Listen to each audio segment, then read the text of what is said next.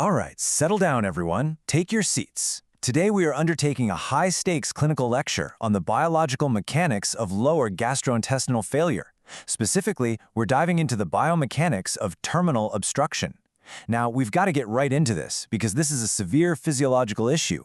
Millions face it, yet it's frankly profoundly misunderstood by both the general public and poorly structured medical advice. Okay, here is today's syllabus. We'll be covering the mechanics of outlet obstruction, puborectalis anatomy, and osmotic interventions. Then we'll shift over to posture correction, dietary maintenance, and wrap up with clinical warnings. All right, Section 1, Mechanics of Outlet Obstruction. We absolutely must establish the crucial difference between a standard transit issue and a terminal exit blockage.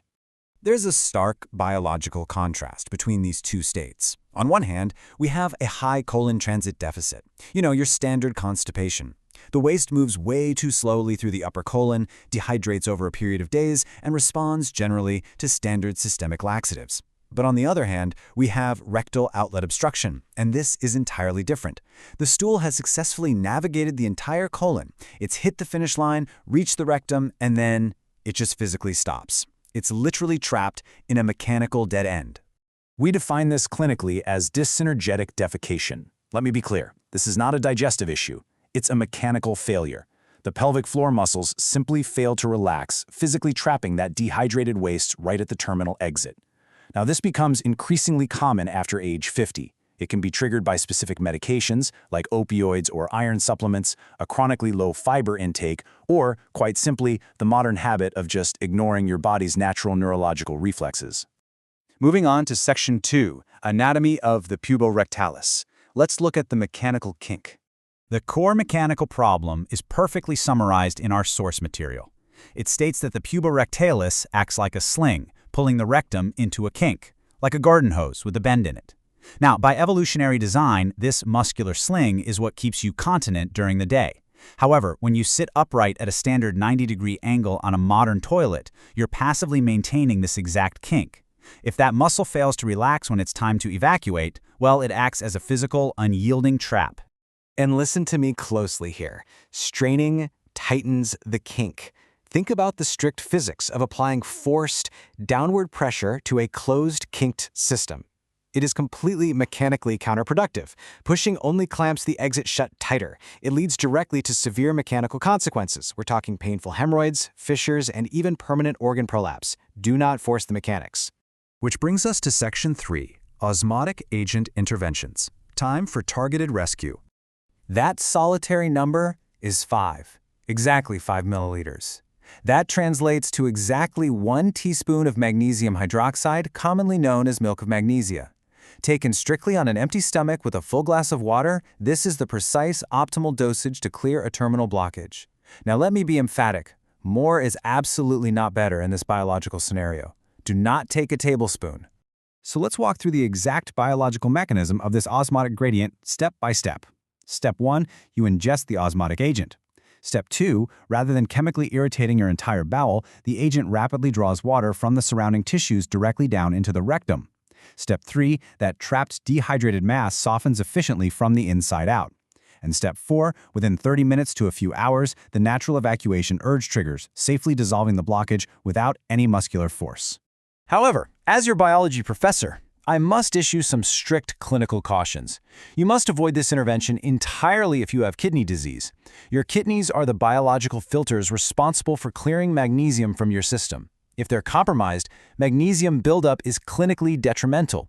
Furthermore, you need to monitor this closely if you have heart conditions, as it may affect your delicate electrolyte balance. And be aware, it can actively interfere with the absorption of other prescription drugs. Now, for an even more localized biological intervention, consider a glycerin suppository. This acts as a highly targeted osmotic alternative in just 15 to 30 minutes. Honestly, it's the fastest, gentlest solution available.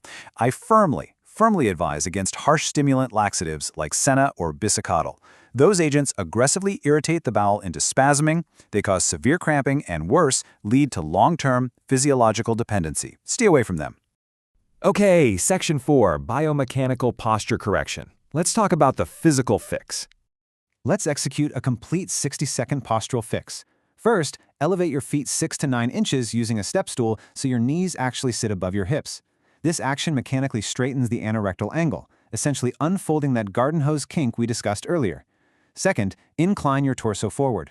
Third, expand the abdomen outward. Do not clench or suck it in. And fourth, execute a long, slow oral exhalation.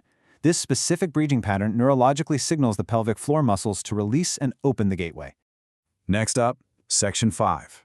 Dietary Maintenance Protocols. This is your long-term strategy. These long-term dietary protocols utilize specific foods with proven biological properties. Eating 2 green kiwis at dinner provides the actidinin enzyme and soluble fiber to support digestion.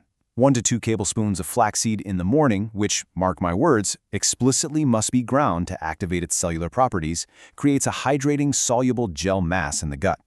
Finally, 5 to 6 prunes in the evening introduce sorbitol.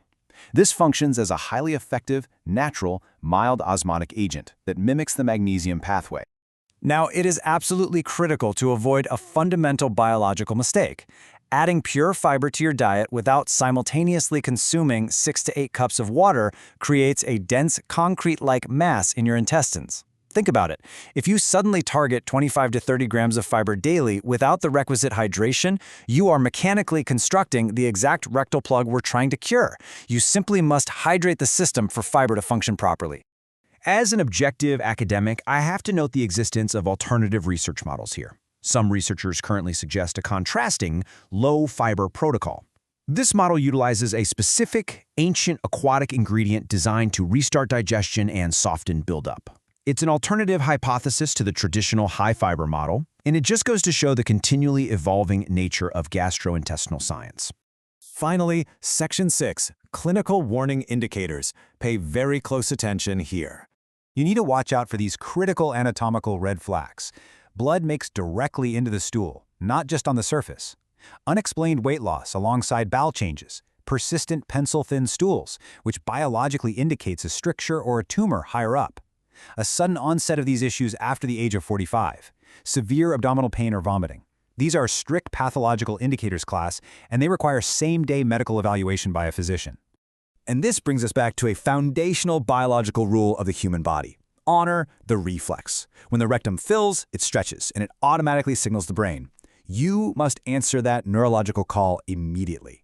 Ignoring this signal just because you're in a meeting or driving functionally dulls the rectum's sensitivity over time. It basically guarantees the prolonged dehydration of the waste right at the exit. So, class, I leave you with this final provocative exam question to ponder today. Will you honor your body's neurological reflexes, or will you continue to force your biological mechanics into ultimate failure? The choice is yours. Respect your anatomical physics, apply the structured science we've broken down today, and stop fighting your own physiology. Thank you for attending today's explainer. Class dismissed.